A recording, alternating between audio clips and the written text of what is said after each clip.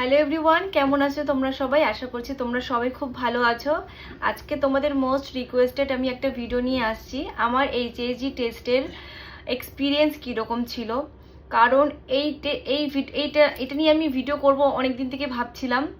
কারণ আমি যখন এই টেস্টটা করতে যাই তখন আমিও প্রচুর ইউটিউবে ভিডিও দেখেছিলাম, ভিডিও দেখে নিজেকে না প্যানিক করে ফেলেছিলাম যে মনে হয় যে এটা প্রচণ্ড পেইনফুল হবে, বা মনের মধ্যে আমি খুব একটা আতঙ্কে ছিলাম, যদি তোমরা বলতে পারো একটা আতঙ্কে ছিলাম আমি, যে দেখেই আমার ভয় লাগছিল যে আমি কীভাবে করবো এই জিনিসটা, প্রচণ্ড প্যানিকে ছিলাম।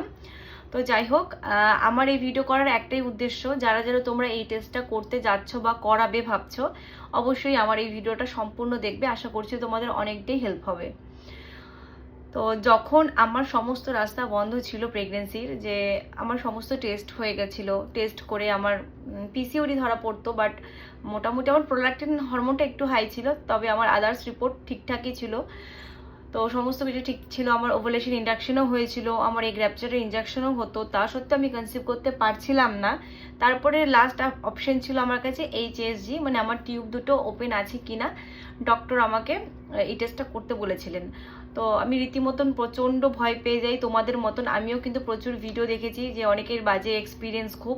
তো ওটা দেখে তোমাদের যেমন সেম মনের অবস্থা, আমারও কিন্তু সেম মনের অবস্থা হয়েছিল ওই সময়টাতে। যে মাসে আমি টেস্টটা করাবো তার আগের মাসে আমি প্রচণ্ড কান্নাকাটি করতাম যে ঠাকুর, আমার যাতে এই মাসে পিরিয়ডটা না আসে, আমি যাতে এই মাসে কনসিভ করে যাই, যাতে আমার নেক্সট মান্থে এই ভয়ানক টেস্টটার সম্মুখীন না হতে হয়। তখন আমি অতটাই ডেসপারেট ছিলাম একটা বেবির জন্য। তো সেই মাসে কিন্তু আমার পিরিয়ড চলে আসে, আর আমাকে কিন্তু পরের মাসে ওই টেস্টটা করতে যেতে হয়। তো আমি বলবো যে এই টেস্টটা তোমরা যারা যারা করতে যাবে তারা এত ভিডিও সার্চ করে যাবে না, প্যানিক হবে না, ঠিক আছে? আমি তোমাদেরকে আমার নিজের একদম পুরো পার্সোনাল এক্সপিরিয়েন্স বলবো যে আমার ক্ষেত্রে কীরকম হয়েছিল। সবার বডি আলাদা, তাই জন্য হয়তো এক একজনের ব্যথা অন্যরকম হয়, তবে আমি আমারটা পুরোপুরি শেয়ার করবো, আমি কতটা ব্যথা পেয়েছিলাম বা কতটা ব্যথা পাইনি সবটাই। তো এই টেস্টটা আমি সম্ভবত জুন মাসে করি, জুন 2024 সালে জুন মাসে, আমার ঠিক খেয়াল নেই, মনে হয় জুন মাসেই করেছিলাম, কারণ এই টেস্টটা করার 4-5 মাস পরে আমি কনসিভ করে গেছি। এই টেস্টটা করার পরে কিন্তু 30% চান্স বেড়ে যায় প্রেগনেন্সি এর জন্য। তো যাই হোক, আমি যখন টেস্টটা করাতে যাই, আমি সেদিনের কথা তোমাদেরকে শেয়ার করছি। তো টেস্টটা করাতে যাই, এই টেস্টটা খালি পেট ভরা, পেটের কোনো ব্যাপার নেই, তোমরা খাওয়া দাওয়ার করেই যেতে পারো। আমি ইভিনিং টাইমে এই টেস্টটা করেছিলাম। তো আমরা যখন টেস্টটা করাতে গেছিলাম, আমরা মোটামুটি 5-6 জন ছিলাম ওই রুমটাতে। তো টেস্টটা যখন করাতে যাই, তো ডক্টর আগে আমাদেরকে একটা মেডিসিন দেন, ওই মেডিসিনটা খাই আমরা। খাওয়ার এই মোটামুটি 5-6 মিনিটের মধ্যে আমরা একে একে করে আর কি টেস্টটা করাই। তো ওই মেডিসিনের কী কাজ জানি না, ওটা হয়তো অ্যান্টিবায়োটিক ছিল কোনো রকমের। তো যাই হোক, ওই টেস্টটা যখন করানো হয়, আমাকে যখন স্ট্রেচারে শোয়ানো হয়, আমার ওই ওই রুমটাতে যাওয়ার আগে আমার হাত পা প্রচণ্ড ঠান্ডা হয়ে গেছিলো, এত এসি চলছিল, আর নিজেকে এত নিচের বডি এত কাঁপছিল আমার, কি বলবো। ওই টাইমটাতে আমার হাজব্যান্ড ছিল, আমার মা ছিল, দুজনই ছিল। আমি ওদেরকে বোঝাতে পারছিলাম না যে আমার কতটা সমস্যা হচ্ছে। আমার একদম হাত পা ঠান্ডা হয়ে গেছিলো ভয়ে, কারণ আমি এত ভিডিও দেখে নিয়েছি, ভয়ে আমার হাত পা রীতিমতো ঠান্ডা হয়ে গেছিলো।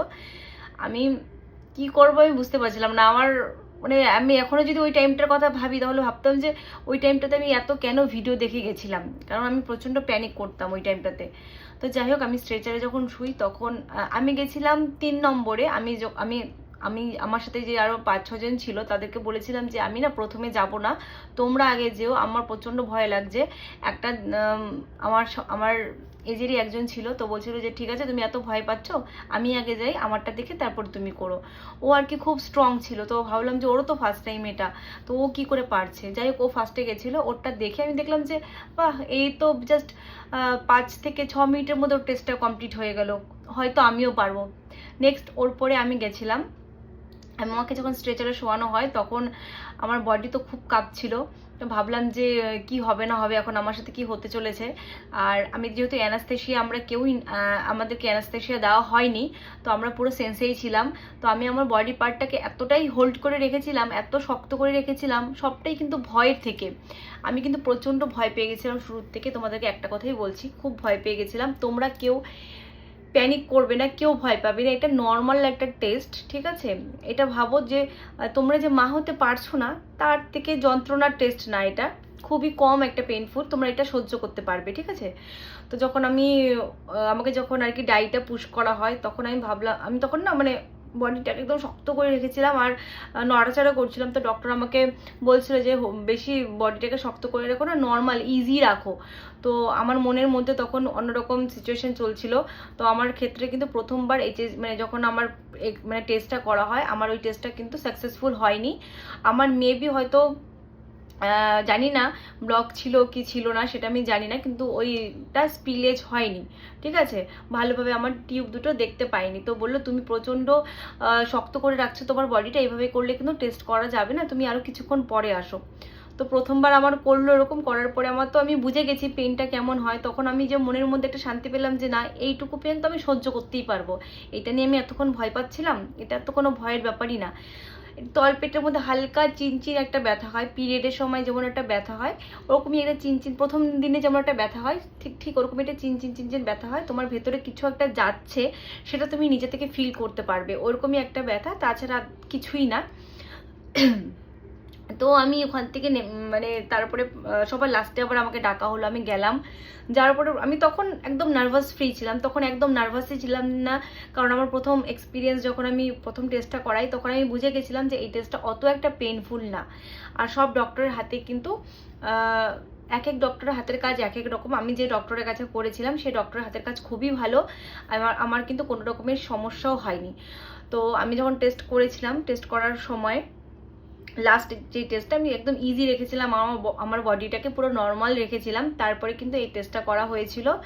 আর এই টেস্টটা করানোর পরে আমার টিউব দুটো ভালো এসেছিলো রিপোর্টে। তো আমার বোথ সাইড কিন্তু ওপেন ছিল। হতে পারে প্রথমের সময় আমার হয়তো মাইলেজ ব্লক ছিল, ওটা হয়তো ডাই পুশ করার কারণে, প্রেশার দিয়ে যেহেতু এটা পুশ করা হয়, যে মেডিসিনটা দেয় সেটার জন্য কিন্তু এটা ক্লিয়ার হয়ে যায় তোমার টিউব দুটো। তো আমার কিন্তু টিউব দুটো একদম পুরোপুরি ক্লিয়ার ছিল, টিউব কিন্তু ওপেন ছিল। তো এইটুকুই ছিল আমার এক্সপিরিয়েন্স। তারপরে ওখান থেকে যখন আমি ফেরার পথে আমি কোচবিহারে এই টেস্টটা করাই, আমার বাড়ি আলিপুরদুয়ার। আমি যখন মোটামুটি কোচবিহার থেকে বাড়ি ফিরতে থাকি, কিছুটা রাস্তা মোটামুটি 20 মিনিট যাওয়ার পরে, 15-20 মিনিট যাওয়ার পরে আমার তখন আমি আর বসতে পারছিলাম না গাড়িতে, আমার তলপেট প্রচণ্ড ব্যথা করছিল, ব্যথা বলতে শক্ত হয়ে যাচ্ছিল, ব্যথা করছিল, আমি না সিটের মধ্যে বসতে পারছিলাম না, আমার খুব অসহ্য লাগছিল আর খুব অস্বস্তিও হচ্ছিল। আর ওখানে কিন্তু তোমাদেরকে বলবে প্যাড নিয়ে যেতে, তার একটাই কারণ যে ওই টেস্টটা করার সময় কিন্তু কোনো রকমের কাটাছেঁড়া বা ব্লিডিং সেরকম কোনো ব্যাপার থাকে না, যেহেতু এটা পিরিয়ডের 6 থেকে 10 দিনের মধ্যে করতে হয় টেস্টটা। তো তোমাদের যে পিরিয়ডের যে ব্লাড থাকে ভেতরে, সেই ব্লাডটাই অল্প বিস্তর যদি থেকে থাকে সেটা কিন্তু ক্লিয়ার হয়ে বেরিয়ে আসে, তার জন্য তোমাদের প্যাডটা ইউজ করতে হয়। তো আমার খুব বেশি প্যাড মানে বেশি ব্লাড ছিল না, কয়েকটা স্পটিং টাইপের আমার হয়েছিল, তারপরে ক্লিয়ার হয়ে গেছিলো। তো বাড়ি আসার সময় আমার পেটটা খুব শক্ত হয়ে যায়, পরে আর কি ব্যথাটা আমি বুঝতে পারি আস্তে আস্তে। বাড়িতে যখন যাই আমি তলপেটটা খুব ভারী হয়ে থাকে, আমি হাঁটাচলা খুব আস্তে ধীরে করি। 2 দিন আমি রেস্টে ছিলাম, মানে ভারী কাজকর্ম করতাম না, শুধু মানে খেতাম, শুয়ে থাকতাম, জাস্ট টয়লেট পাস করতাম, এগুলোই করতাম। আমি খুব একটা বেশি হাঁটাচলাও করতাম না 2 দিন। তারপর 2 দিনের পরে 3 দিনের দিন আমি একদম ঠিক হয়ে গেছিলাম। তো এটাই ছিল আমার এক্সপিরিয়েন্স। এই টেস্টটা করার পরে আমি কিন্তু 4 থেকে 5 মাসের মধ্যে আমি আমার গোলুকে পেয়ে গেছি। তো আশা করছি তোমরা যারা এই টেস্টটা করছো মনে সাহস রেখে যাও, পজিটিভিটি নিয়ে যাও, তোমরাও ঠিক সাকসেসফুল হবে। আমি ভয় পেয়েছিলাম, আমি চাই না তোমরা কেউ ভয় পাও। এটা খুব একটা পেনফুল টেস্ট না, আমার পেনফুল লাগেনি, অনেকের এক্সপিরিয়েন্স বাজে হতেই পারে, সবার বডি আলাদা আলাদা, আবার অনেক ডক্টরের হাতের কাজও কিন্তু আলাদা। আমার খুব একটা পেন হয়নি ওই টাইমটাতে করার পরে, কিন্তু কিছুক্ষণ পরে একটুখানি ব্যথা হয়েছিল আমার তলপেটের দিকে, তবে সেটা কিন্তু আমি সহ্য করতে পেরেছিলাম। মা ডাকটা যে শুনতে পারছিলাম না প্রতিটা মাসে, যে যতটা কষ্ট আমি সহ্য করছিলাম, তার থেকে কিন্তু এই পেনটা মনে হয় যে কিছুই না, এটা একদম বিয়ারেবল, সহ্য করতে পারবে তুমি, আমি পেরেছি, তুমিও পারবে। তো যাই হোক, এটাই ছিল আমার HSG টেস্ট করার একটা এক্সপিরিয়েন্স, তোমাদের সাথে আমি শেয়ার করলাম। আশা করছি তোমাদের ভিডিওটা হেল্পফুল হয়েছে। যদি হেল্প হয়ে থাকে তাহলে তোমরা কমেন্ট বক্সে আমাকে কমেন্ট করে জানাবে, আর নেক্সট কি ধরনের ভিডিও তোমরা দেখতে চাও সেটাও আমাকে কমেন্ট করে জানাবে। তো দেখা হচ্ছে পরের ভিডিওতে। সবাই ভালো থাকবে, সবাই সুস্থ থাকবে, সবাইকে টাটা।